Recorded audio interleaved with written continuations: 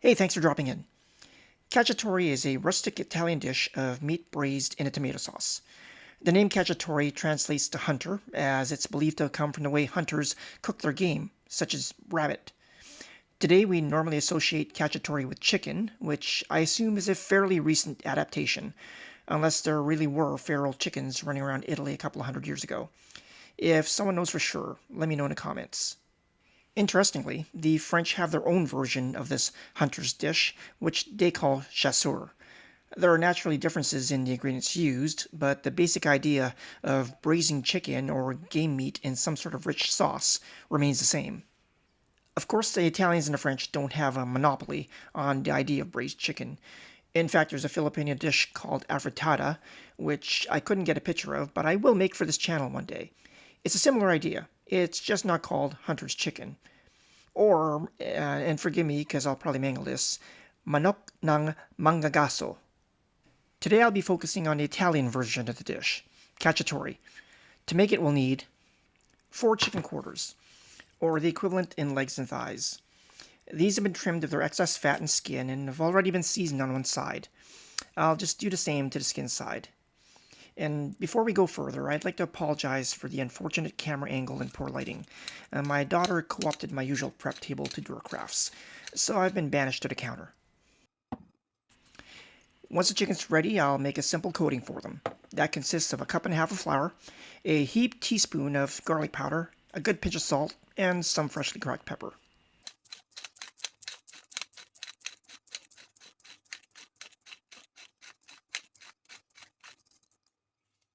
Aside from the chicken, the star ingredients of this cacciatore will be green pepper, about a half cup of kalamata olives, and a quarter cup of capers. Now, if you watched my last video, you know that I waxed on about how much I love Castelvetrano olives, and you might be wondering why I'm using kalamatas. While Castelvetranos would be perfectly fine, I actually like the more assertive flavor of kalamatas in this dish. I'll just prep these up. Like so. Like I said at the start, this is a rustic dish, so a rough chop's all that's needed for the pepper. And olives were just split in half and seeded. Next come the aromatics and seasonings. For that, we'll need a large onion and 4 cloves of garlic, 2 teaspoons dried oregano, and 2 tablespoons tomato paste. Again, I'll just give them a prep. And done. Remember, this is a rustic dish, so there's no need to be precious with the chopping. Finally, we're going to need a braising liquid. That'll be made from this large can of tomatoes, some wine, I'm using one of my favorite dry whites, but you can definitely swap in red if you like, and a cup of chicken stock. A lot of cacciatore recipes call for diced tomatoes, but I only have these whole plums. They'll work out just fine, and I'll give a little tip on how to use them in a minute. Now it's time for the last bit of prep, and that's to throw the chicken into the flour mixture. I just want to get them nicely coated for frying. Speaking of which, off screen I've got some olive oil in a large pan heating up.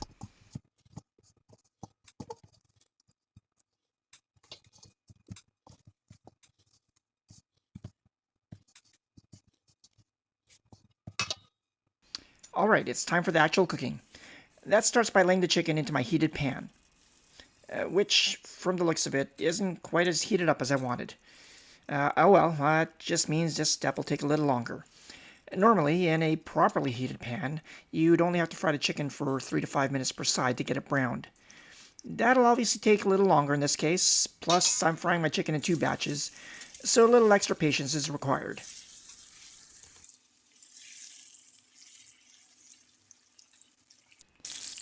Okay, my chicken is finally ready to flip, so I'll do so and let them continue frying gently for a few more minutes. My first batch of chicken is ready to pull out. I'll set them aside and add a little extra oil to this pan that for some reason refuses to get as hot as I'd like.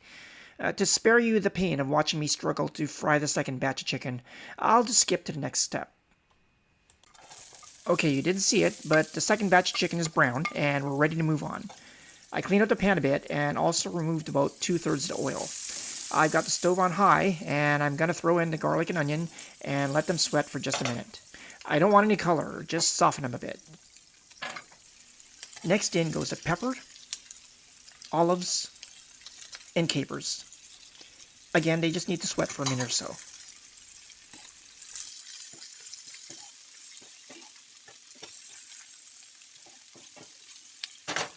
veg are looking pretty good, so it's time for the tomato paste and oregano. I'll work them in and let them fry for a bit. That'll concentrate and deepen that tomato flavor.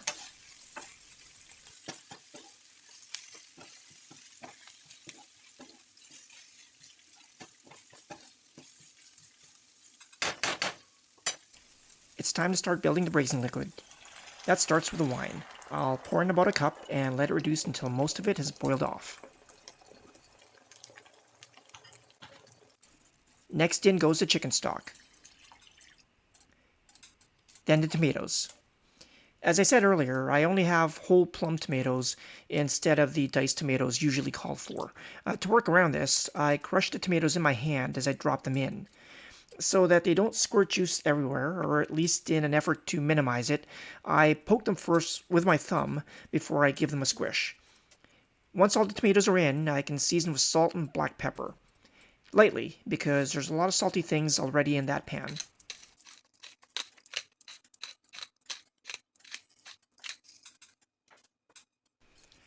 Alright, we've finally reached the last step, and that's to lay the chicken back into the pan.